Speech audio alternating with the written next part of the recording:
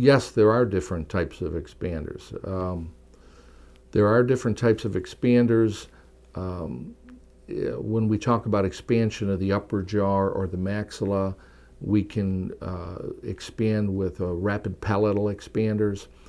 I always refer to the rapid palatal expander as a skeletal expansion because we actually take the mid-palatal suture and it actually separates with a little bit of force. And virtually a painless process. In the younger kids, the mid-palatal suture will separate and relatively easy. As we get older, that mid-palatal suture ossifies and it's a lot harder to separate that. Another reason, again, why we're trying to see the kids at younger ages and develop their maxilla in a transverse dimension.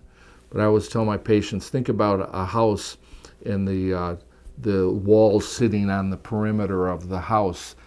Think of the teeth sitting on the perimeter of the maxilla. Rapid palatal expansion is like cutting the foundation of the house down the middle and separating. The walls stay on the perimeter. Well, it's the same thing with rapid palatal expansion. You're trying to make a larger maxilla versus just pushing on teeth, which is what we call dental alveolar expansion, tooth and bone that surrounds tooth expansion. So there's different types of expansion that we can do to create room. And as part of our diagnosis and treatment plan, and we're always trying to determine whether or not expansion is going to be the appropriate thing to do.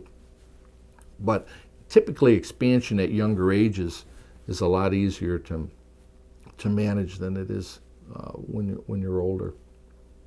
With respect to dental alveolar development, again, the bone that surrounds the teeth as they erupt.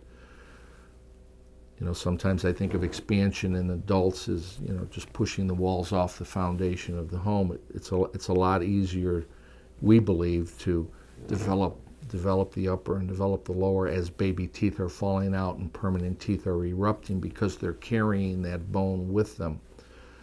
So it's one of the things that we do at earlier ages in our practice.